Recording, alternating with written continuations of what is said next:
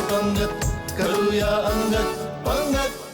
Hi hello नमस्कार, कसे आहात सगळे? मी सायली देवधर आणि मी शेफ शांतनु गुप्ते.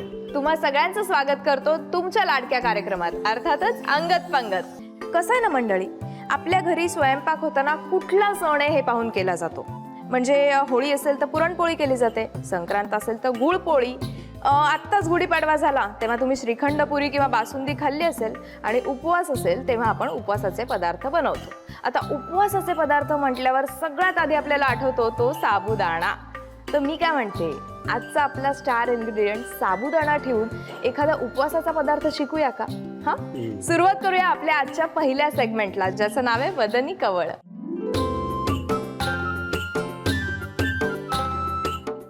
या पहिल्या सेगमेंटसाठी आपण आलेलो आहोत आपल्या पारंपरिक किचन मध्ये. शेफ, आज स्टार इन्ग्रेडियंट आपला साबुदाणा. साबुदाणा. तर साबुदाण्यापासून कुठला पारंपरिक पदार्थ आपण शिकणार आहोत? मी बनवणार आहे साबुदाण्याचे वडे. इथे आम्ही साहित्य गोळा करून ठेवलंय, पण ते तुम्हाला पाहायचं आहे ना. चला मग शेफ, पाहूयात साबुदाण्याचे वडे बनवण्यासाठी काय काय साहित्य लागणार आहे. अगदी सोपं साहित्य आहे. हे साबुदाणे आहेत, हे रात्रभर मी भिजत घातले. हो. उकडलेले बटाटे आहेत 2, शेंगदाण्याचं कूट अर्धा वाटी, थोडंसं एकजीव व्हावं, बाइंडिंग यावं त्याला म्हणून शिंगाड्याचं पीठ आहे, मीठ लागतंच, जिरं, आलं, कोथिंबीर, थोडीशी साखर, मिरची पूड आणि हिरवी मिरची. वा, चला सगळं साहित्य इथे जमलेलं आहे. पटकन कृतीकडे वळूया. सगळ्यात आधी काय करायचं? काय नाही, आता सगळं आपल्याला एकत्रच करायचंय, पण त्याच्या आधी थोडीशी मिरची मला कुटून दिलीस तर बरं होईल. चला. तोपर्यंत मी त्यात उकडलेले बटाटे जरा कुस्करून घालतोय.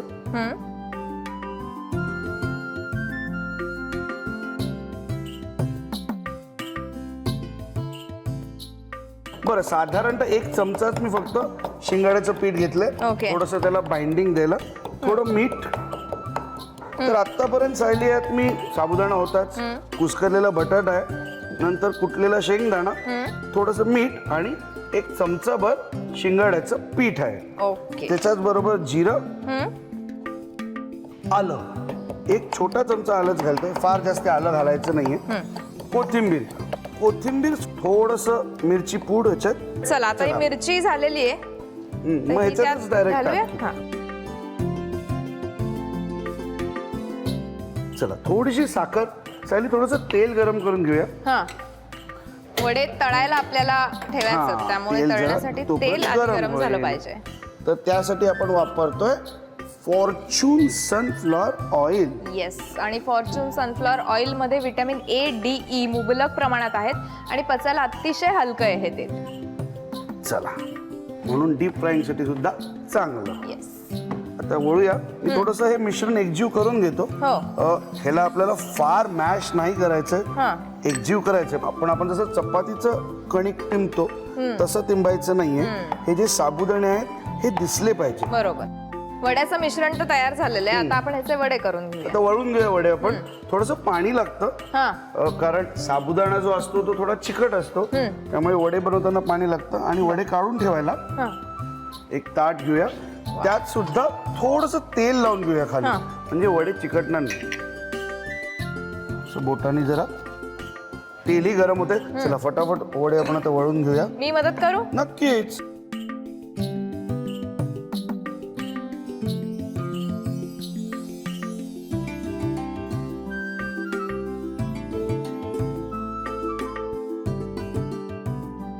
तर शेवटचे 1-2 तू बनवून घे. तोपर्यंत तेल गरम झालंय, तर मी अगदी अलगदरीत्या वडे सोडतो. वा, तर वारतात भूक सुद्धा लागलेली आहे मला, त्यामुळे गरम गरम वडे खायला मजा येणार आहे. क्या बात. जास्ती वडे एका वेळेस तळू नये, कारण म्हटलं तसं साबुदाणा चिकट असतो. जर कढईत जास्ती गेले तर ते चिकटण्याची शक्यता आहे. बर. छान वडे होत आले. आता वडे ना, तसा साबुदाणा हलका असतो, जसं आपण तो तळायला घेतो समजायचं कसं की साबुदाणा होत आला किंवा वडे होत आले, तर हलके होऊन ते वरती येतात. हे बघ, रंग पण छान आलाय, लालसर तांबूस.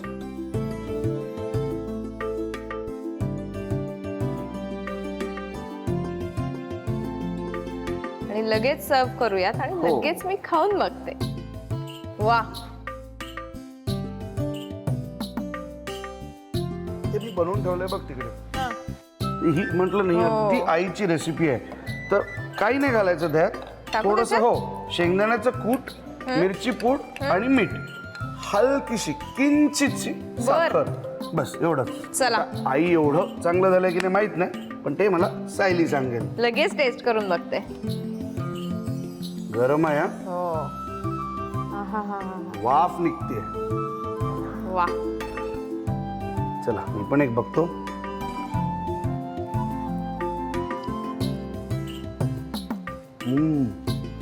काय वाटतं शेफ? जितका बाहेरून कुरकुरीत आहे तितका सॉफ्ट आतून आणि मऊसर असा आहे ना? मखमली झालेला आहे हा वडा. खूप छान. आणि मला वाटतं साखर जी आपण थोडीशी घातली ना याच्यात, त्याचा एक खूप छान हलकासा वेगळा एक गोडूसपणा गोडूसपणा. येतो. हा, खूप मस्त झालेली आहे रेसिपी. मी तर हे संपवतच आहे वडे, पण तुम्हाला हे संपवण्यासाठी आधी स्वतः बनवावे लागतील आणि त्यासाठी तुम्हाला साहित्य कृती लागणार आहे. त्यामुळे पटकन साहित्य आणि कृती लिहून घ्या. साबुदाणा वडासाठी लागणारं साहित्य: भिजवलेले साबुदाणे 250 ग्रॅम, उकडलेले बटाटे 2, शेंगदाण्याचे कूट अर्धी वाटी, शिंगाडा पीठ 1 मोठा चमचा, मीठ चवीनुसार, जिरे 1 मोठा चमचा, आलं 1 छोटा चमचा, कोथिंबीर 2 मोठे चमचे, साखर 1 छोटा चमचा, मिरची पूड 1 मोठा चमचा, हिरवी मिरची 2 ते 3. कृती: प्रथम उकडलेले बटाटे कुस्करून भिजवलेल्या साबुदाण्यात घालावेत. त्यावर शेंगदाण्याचा कूट, शिंगाड्याचं पीठ, मीठ, जिरे, आलं, कोथिंबीर, मिरची पूड, कुटलेली हिरवी मिरची व साखर हे सर्व साहित्य घालावे. वड्याचे मिश्रण एकजीव करून वडे वळून घ्यावेत. एका कढईत तेल गरम करून साबुदाणा वडे तांबूस रंगावर तळून घ्यावेत. गरमागरम साबुदाणा वडे दह्याच्या चटणी सोबत सर्व्ह करावेत. आता वेळ झाली मिक्स मेजवानीची. अगदी. इथे सगळं गोड असं छान छान पदार्थ मला दिसत आहेत. तर काय असणार आहे आपली आजची मिक्स मेजवानी? आपण बनवणार आहेत साबुदाणा मोतीचूर संडे. पटकन आपण बघूयात साहित्य काय अगदी लागणार आहे. अगदी. हे दूध आहे, हे आटवलंय. म्हणजे जर 1 लिटर दूध असेल तर ते आटवून मी साधारणतः 200 ml ला आणलंय. बापरे. बर. मोतीचूर लाडू आहेत, साबुदाणा भिजवलेला आहे, कंडेन्स्ड मिल्क आहे, साखर आहे आणि आईस्क्रीम सुद्धा. सगळे आवडते पदार्थ आहेत. हो, म्हणजे ही अगदी. रेसिपी शेवटापर्यंत जाईल का नाही याची मला जरा शंका यायला नाही, लागली आता आईस्क्रीम तर लगेच जाणार आहे फ्रीज मध्ये. ओ. पण तोपर्यंत बाकीचे आपले साहित्य बघून ठीक घेऊया. आहे. थोडी वेलची पूड आहे, हा. कापलेले थोडेसे काजू, बदामाचे तुकडे आणि छान केसर. क्या बात आहे. वा. चला सुरू तर मी करतो, पण मला माहितीये तुझा डोळा आईस्क्रीम वरती आहे, पण मी तो फ्रीज मध्ये लपवणार आहे. असं नाही चालणार. आईस्क्रीम गायब आहे. आता ते जेव्हा लागेल तेव्हाच फ्रीज मधनं बाहेर येईल. आता काय, दूध जे आहे ते तर मी आटवून घेतलं आहे, म्हणजे आपला थोडा वेळ पण वाचणार आहे. वा. तर दूध घेतलं. बरोबर. आता काय फटाफट आहे सगळं. म्हणजे इकडे एक 15-20 ग्रॅम साखर एकदा आली की झालं. अर्धा वाटी कंडेन्स्ड मिल्क. हा. चला आता केशरी रंग आणि त्याच्यात केशरी सुगंध पाहिजे म्हणून हे केशराच्या रेषा. आणि केशरवरनं मला आठवलं, दुनियेतला म्हणजे शाकाहारीमध्ये शाकाहारी जेवणात केशर हा दुनियेतला सर्वात महागडा पदार्थ आहे. आणि सर्वात छान केशर कुठे बनतं माहितीये तुला? भारतात काश्मीरमध्ये. येस, 2 जागी बनतं. भारतात काश्मीरमध्ये हा. आणि स्पेनमध्ये. हो. या 2 ठिकाणी केशर सर्वात उत्तम दर्जाचं बनतं. ओके. तर आता आपलं दूध जे आहे ते बऱ्यापैकी दाट आहे, घट्ट आहे. जरा जरी तुम्ही हे मिक्स करणं किंवा हा चमचा फिरवणं थांबवलं तर दूध पॅनला किंवा कढईला खाली चिटकण्याचा विषय असतो. बर. म्हणून तू बघशील कधी ते मिठाईवाले असे मोठ्या कढईत जेव्हा दूध बनवतात, मोठी माझ्यावर- मोठी पातेली असतात ती. असे मस्त लठ्ठ असतात माझ्यावर पण. आणि एक मोठा चमचा किंवा पलटा ज्याला आपण म्हणतो तो घेऊन दूध सतत हलवत असतात. चला आता ह्यात आपण घालूया भिजलेला साबुदाणा, साधारणतः 1 वाटी. ओके. ह्याच्यातच थोडस स्वाद येण्यासाठी आणि ह्याचा फ्लेवर उभरण्यासाठी आपण घालतोय त्यात आता वेलची पूड. वा. ओके. म्हणजे आता हे आपली जी खीर बनवायची होती ती तयार आहे. ती तयार आहे. मग पुढे काय करायचं आहे? आता ही थंड करायची आपल्याला. थंड झाल्यावरती आपल्याला थर लावायचे. मोतीचूरचा थर येणार आहे, आईस्क्रीमचा थर येणार आहे आणि खीर ह्याचा पण थर येणार आहे. वा, आता खीर आपण थंड आता थंड होऊ होण्यासाठी दे. एका बाजूला ठेवूया. ह्याच्यात अजून एक गोष्ट, एकदम कुठलीही गोष्ट, मग ती खीर असो, दूध असो, काही एकदम गरम वस्तू फ्रीज मध्ये ठेवायची नाही. बरं. एका बाजूला ठेवते, थोडं कोमट किंवा ते रूम टेम्परेचरला येऊ दे. ओके, बाकी आता काहीच करायचं नाहीये. छान आपल्याला ग्लास घ्यायचंय आणि वाट बघायची ते थंड होण्याची. वा, आता हे आपण व्यवस्थित थंड करून घेतलं. बरोबर. आता पुढे काय करायचं आहे? आता आईस्क्रीम. आता ते आईस्क्रीम बाहेर येणार आहे फ्रीज मधून. फायनली कोण मीच खाणार आहे ना, त्यामुळे फ्रीज मध्ये ठेवलं इतका वेळ हे बरंच झालं. हा, तर आता आपल्याला ह्याच्यात 2 लेअर किंवा 2 थर करायचे. तर मोतीचूर जे आहे ते जरा मी असे कुस्करून घेतो, असे मोतीचूर, आणि त्यात हे आईस्क्रीम जे आहे ते आपल्याला घालून असं मिक्स करायचं. ओ, व्यवस्थित ते मिक्स करून घ्यायचंय. हा, म्हणजे गुठळ्या नाही पाहिजे. म्हणजे छान चिल्ड हा एक मोतीचूर आईस्क्रीमचा एक थर झाला. ओके, ग्लास कुठे माझा आहे? तर सर्वात प्रथम हा जो खालचा थर आहे तो छान असा रंगीबेरंगी पाहिजे. त्यामुळे मोतीचूर लाडू तोडून. ओके, आता ते खीर दे मला. पकडशील? हो.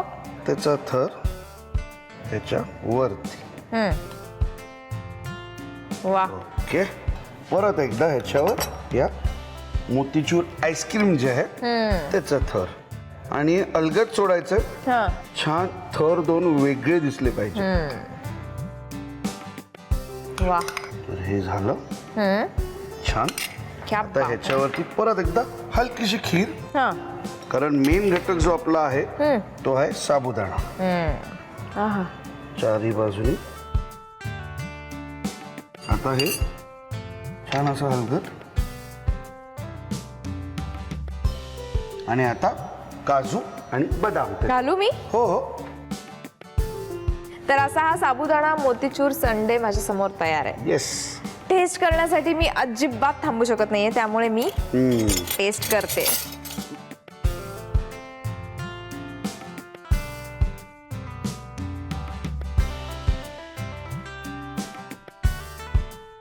क्या बात आहे शेफ, छान आहे ना? क्या बात आहे. म्हणजे मोतीचूर लाडू हा माझा फेवरेट आहेच, बरोबर. आणि साबुदाणा वापरून आपण जे काही हे संडे बनवलेलं आहे, त्यात आईस्क्रीम आहे, असं वाटतं हा अख्खा ग्लास आता इथेच संपवावा आणि मस्त एक वामकुक्षी घ्यावी. आहाहाहा. स्वर्गात असल्यासारखं वाटतंय खाल्ल्यावर, नाही? अगदी. तुम्हालाही असंच वाटणार आहे जेव्हा तुम्ही हे स्वतः बनवाल, पण ते बनवण्यासाठी तुम्हाला साहित्य आणि कृती लागणार आहे. पटकन वही पेन काढा किंवा मोबाईलवर टाईप करून घ्या आणि लिहून घ्या साहित्य कृती. साबुदाणा मोतीचूर संडेसाठी लागणारं साहित्य: आटवलेले दूध 200 मिलीलिटर, मोतीचूर लाडू 5, भिजवलेला साबुदाणा 1 वाटी, कंडेन्स्ड मिल्क अर्धी वाटी, साखर 2 मोठे चमचे, आईस्क्रीम 1 वाटी, इलायची पूड 1 छोटा चमचा, काजूचे तुकडे 2 मोठे चमचे, बदामाचे तुकडे 2 मोठे चमचे, केसर 1 छोटा चमचा. कृती: प्रथम कढईत आटवलेले दूध घेऊन त्यात साखर, कंडेन्स्ड मिल्क व केसर घालून मिश्रण सतत ढवळत शिजवून घ्यावे. या मिश्रणात भिजवलेला साबुदाणा व इलायची पूड घालून खीर शिजवून घ्यावी. एका बाउल मध्ये मोतीचूर लाडू कुस्करून त्यात वनिला आईस्क्रीम मिसळून घ्यावे. आता एका ग्लास मध्ये प्रथम मोतीचूर लाडूचा थर, त्यावर थंड केलेल्या खिरीचा थर व शेवटी मोतीचूर आईस्क्रीमचा थर द्यावा. वरून मोतीचूरच्या कळ्या व काजू, बदामाचे तुकडे लावून सजवावे. छान थंड करून सर्व्ह करावे. मंडळी, आता वेळ आहे 7 समुद्रा पार जायची.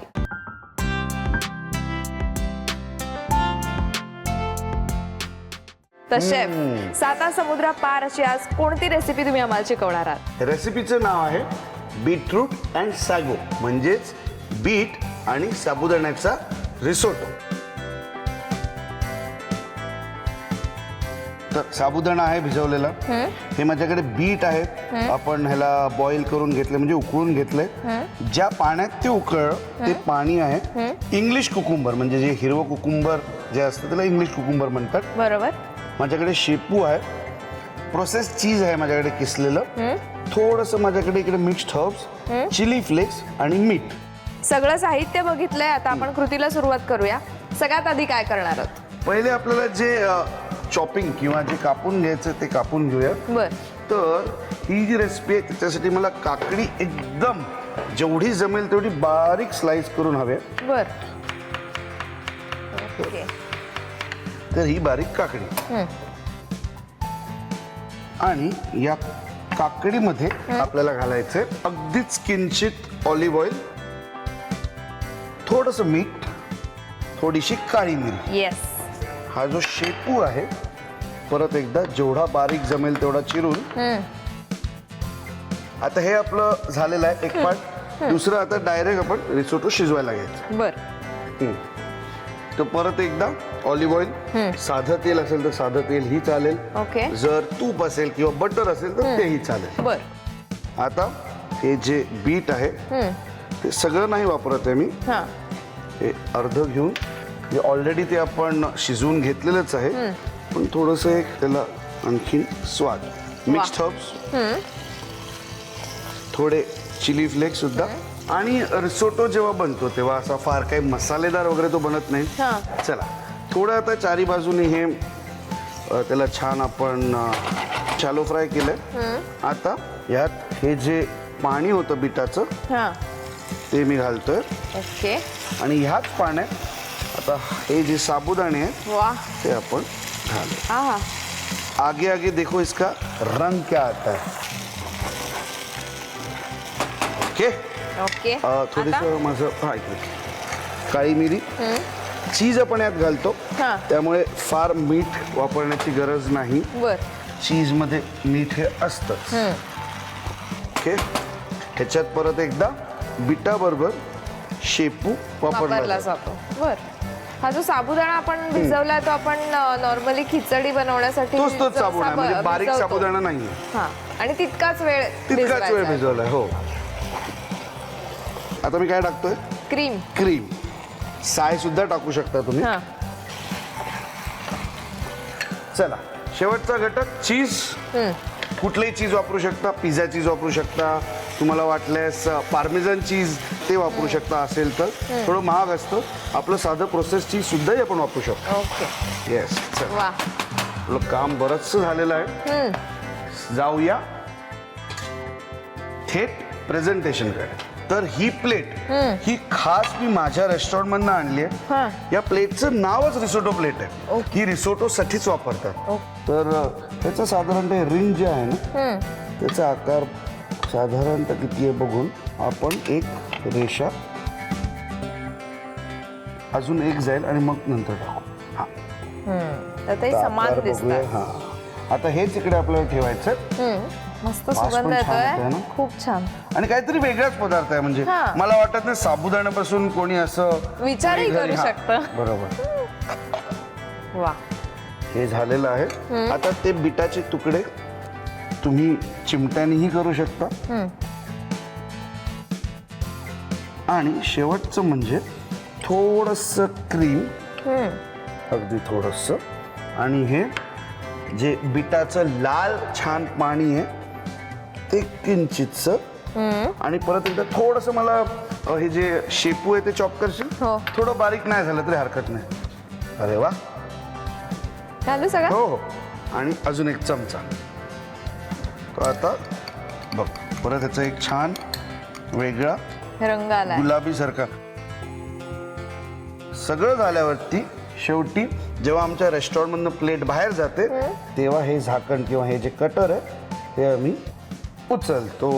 चला मग आता वेळ कशासाठी घालवायचा खाऊन ना. बघा. आता पटकन मी टेस्ट करून बघते. आहा. Creamy, creamy. मऊ, लुसलुशीत. इतकी कमाल रेसिपी आहे ही, तुम्ही नक्की बनवली पाहिजे. पण ती बनवण्यासाठी साहित्य आणि कृती यांना लागेलच. अगदी. त्यामुळे पटकन कागद पेन काढा, लिहून घ्या किंवा मोबाईलवर टाईप करून घ्या. बघूया साहित्य आणि कृती.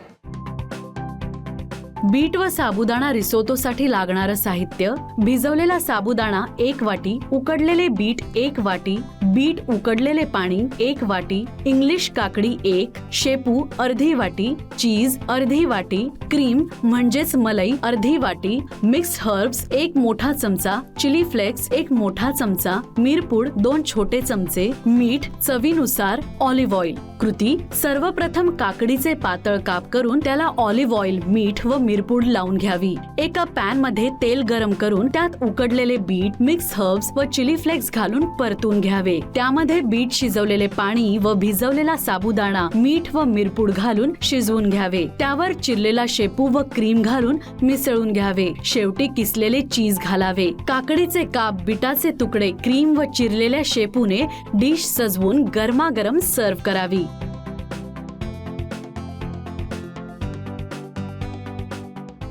बघा ना मंडळी, उपवासाचा साबुदाणा वापरून अशा 3 छान रेसिपीज बनतील असं वाटलं होतं का? आज आपण जशा नवीन नवीन छान रेसिपीज शिकल्यात तशा उद्याही शिकणार आहोत. पण आज आपल्याला इथेच थांबावं लागतंय. पण तुमचा निरोप घेण्याआधी आजची टिप पालेभाजी म्हणजे खास करून पालक. बरेचदा असे प्रश्न येतात की आम्ही पालक जेव्हा उकळतो तो असा काळपट होतो किंवा जसा रेस्टॉरंटमध्ये हिरवा दिसतो, हिरवा गार अगदी, तसा दिसत नाही. जेव्हा पालक उकळतो प्रथम पाणी जास्ती घ्यायचं, त्या पाण्याला उकळी येऊन द्यायची की लगेचच तो पालक काढून थंड पाण्यात म्हणजे अगदी बर्फाच्या पाण्यात घालायचा. बेकिंग सोडा वगैरे टाकायची काही गरज नाही. क्या बात आहे मंडळी, ही टिप लक्षात ठेवा, नक्की उपयोगी पडणारी आहे. रोज नवीन नवीन पदार्थ बनवत राहा, खात राहा आणि पाहत राहा अंगत पंगत.